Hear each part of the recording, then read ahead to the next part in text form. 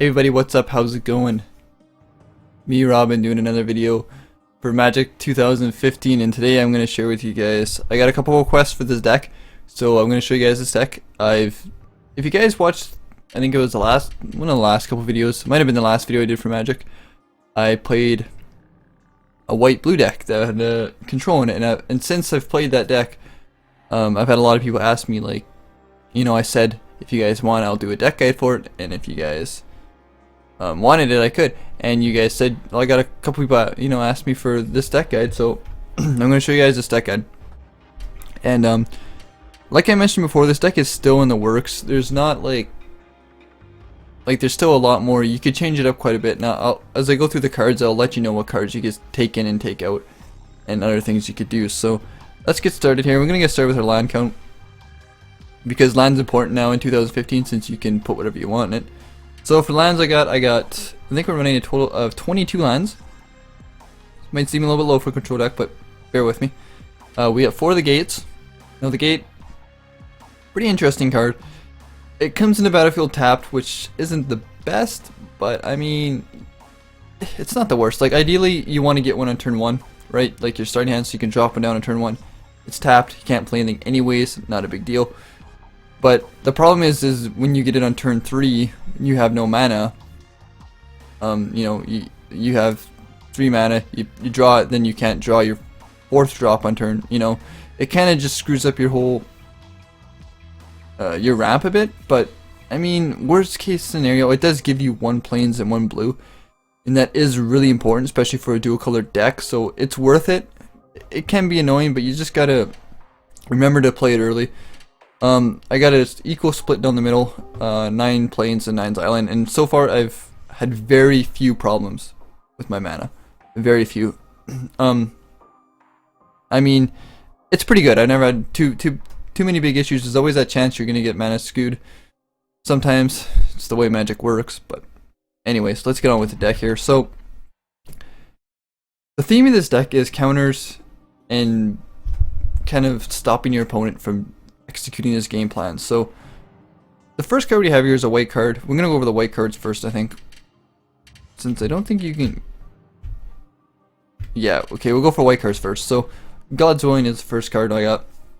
Basically what it is it lets you target creature you control gains protection from color of your choice until end of turn. So the reason why I put that in there is because I was thinking to myself, you know what, I really want, there's no white counters in this game, and like low costing white cards that are counters, so I was thinking, like, what's the best thing you could get to a counter? And in this format, God's Willing almost works as a counter on its own, because you gotta think about it like this.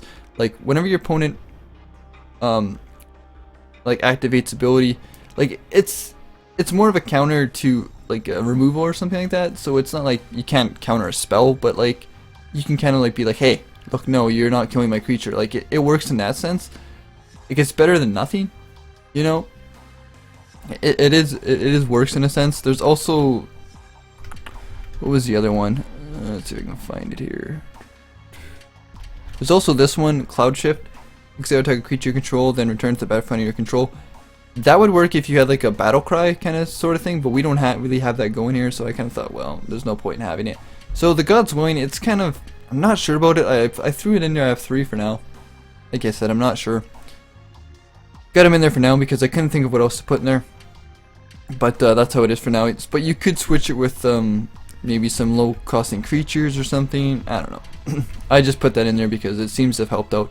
It also helps protect our bigger guys, as I'll show you later on. Next card is Wall of Omens. Great card. 1 plains, 1 non-color. It's a defender, but that's not a big deal. And when it enters the battlefield, it draws a card, and it's a big beefy body, so it's great to counter aggro decks, decks that play creatures early, and it lets you draw a card, so it's great. It's a good card. It's easy to cast. I put all 3. If we were able to put 4, I put 4, but unfortunately the game only has 3 copies, so I put 3. But if I could, I would put 4. Next card is Raise the Alarm. This card, it's kind of odd to put in a control deck. It's kind of a weird card because it's not really like a counter or nothing. I threw it in there because I was having issues with some of the fast decks, like aggro decks and stuff like that.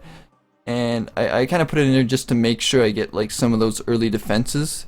Like before I just had the walls and they were fine, but like there'd be some games where I wouldn't get them at all, and I'd be stuck. Like I'd kind of die. Like what would happen is I'd like hold off my opponent, but then by turn 6 he'd have me like close to like 4 or 5 health, and I'd be able to come around, but just because I'm so low health, he'd just lob like a shock or something at me and kill me.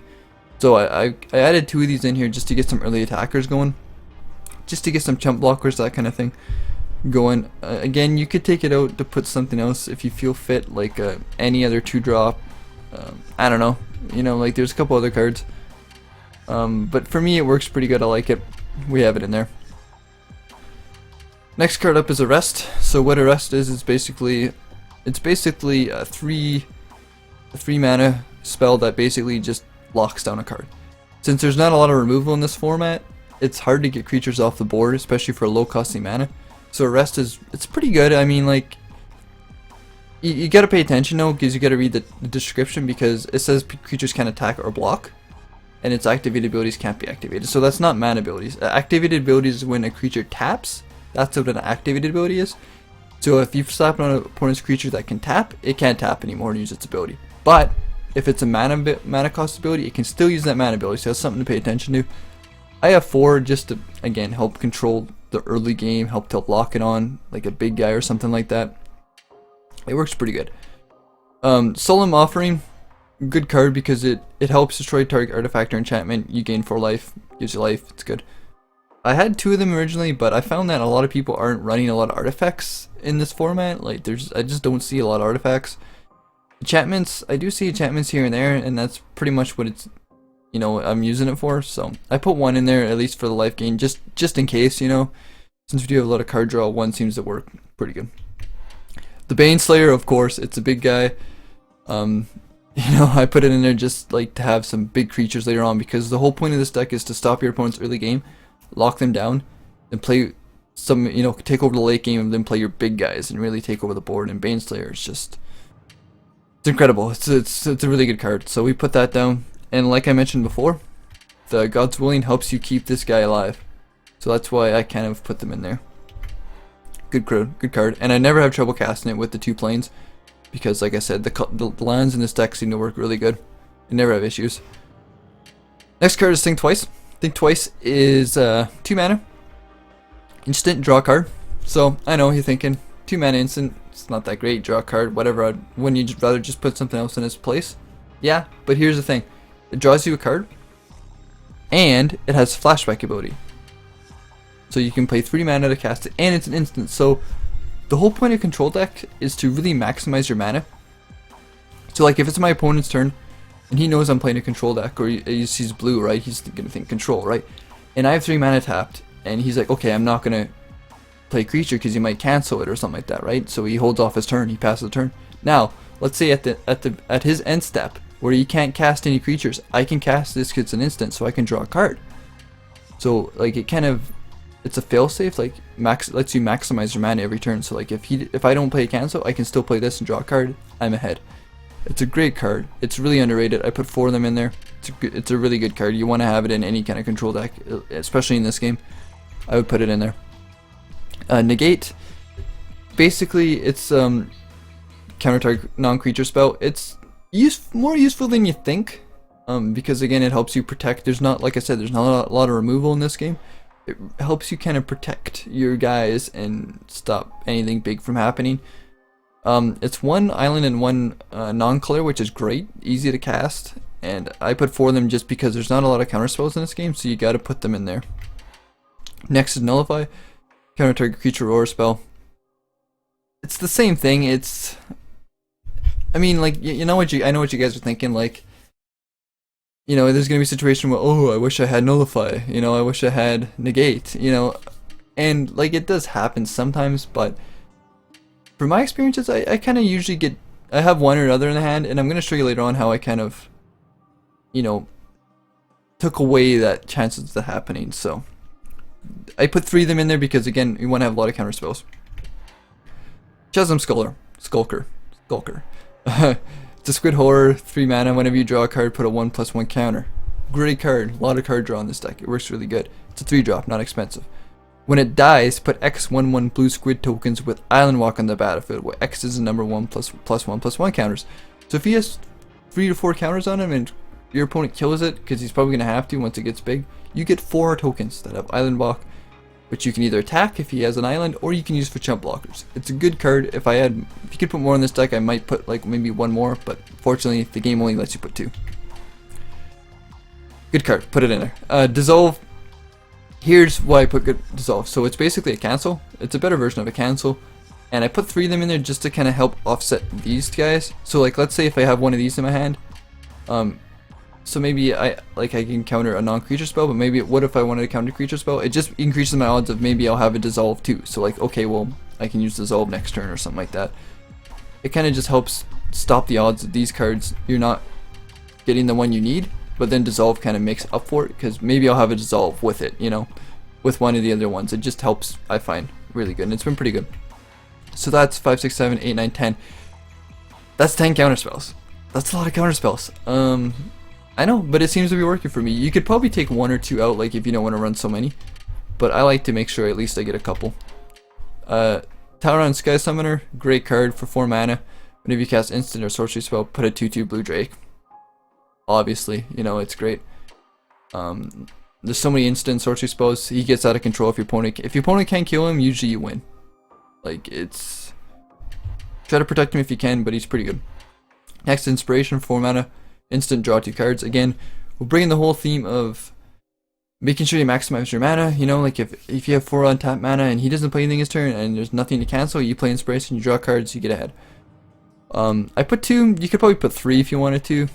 You know, like, really the numbers aren't set in stone. You can kind of alter them as you need, but that's what I got there. So Ravnica is a great card. It's a 6/6 flyer. What it lets you do is draw a card for each color among permanents you control. So in this deck, you're getting 2 cards every time you pick 7 mana, and if it dies, you can use it to draw 2 cards. It's expensive, but I mean, it's a huge body, and if your opponent deals with it, you still get card draw out of it. And if your opponent doesn't deal with it, you know, it gets out of control pretty quickly. Royal Elemental again. Whenever land goes in, you gain control of creature your opponent controls. Great card. You can only put 2 again, but it works. It works. I mean, you place it down. You kind of want to protect it, and if you can, try to place it when you have 7 mana, so you can drop it down. I mean, when you have 6 mana on the field, but then you have an extra land in your turn. So you drop it down, then you play a land, so at least you can control a creature. You know, you're not dropping it down and then your opponent deals with it and then you don't get nothing, right? Like, try to always make sure you can play an extra land before you cast it. And if you can, try to protect it. Like, try to use one of these guys, God's Willing or something, to kind of keep it alive and protect it. And the last card we have is Darksteel Ignot. Basically what it is a 3-cost artifact.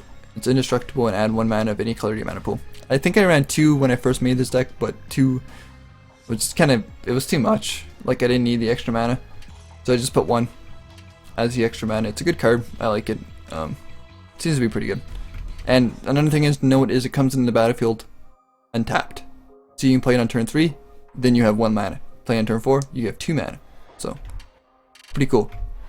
Works good with like countering and stuff like that. So I know some of you guys may be looking at this deck and it is counter heavy, but I've had pretty good success. It's still not perfect. Like, there's still some cards I'd like to switch out, but it's working pretty good. Like, in this format, it does pretty good, and it's a hell of a pain in the ass to play against. I mean, people quit all the time when I play this deck because it's just like, it's so annoying to play against a deck that, you know, like, just locks you down like that and counters everything you do. And like I said, the draw has been pretty good. Again, you want to use your counter spells up as much as you can. Keep your opponent guessing whether if you're going to draw cards on his turn or if you're going to counter, and always wait to the end step before you draw cards. Like, don't draw cards on your turn if it's an instant. Don't draw cards during the combat phase. Always wait until their end step so they can't do nothing about it. But I hope you guys like this deck guide. Again, I'm not sure. There's a few things you could change, a few things I might change in the future, and if I do, I'll let you guys know. But if there's a deck you guys want to see, if there's a deck you guys want, like if you want to talk about this one and you got any questions, if there's anything you want to add, anything you want to take away, if there's any colors you want to see mixed together, if you want to see me put together like a red deck, a red black deck, or anything like that, artifact deck, never know, right? Let me know and I'll try and put that together. I'll try and make a video. And I hope you guys like this video. Subscribe to the channel if you're not subscribed. And thanks for watching. I'll be putting out more Magic videos, and I'll talk to you guys later.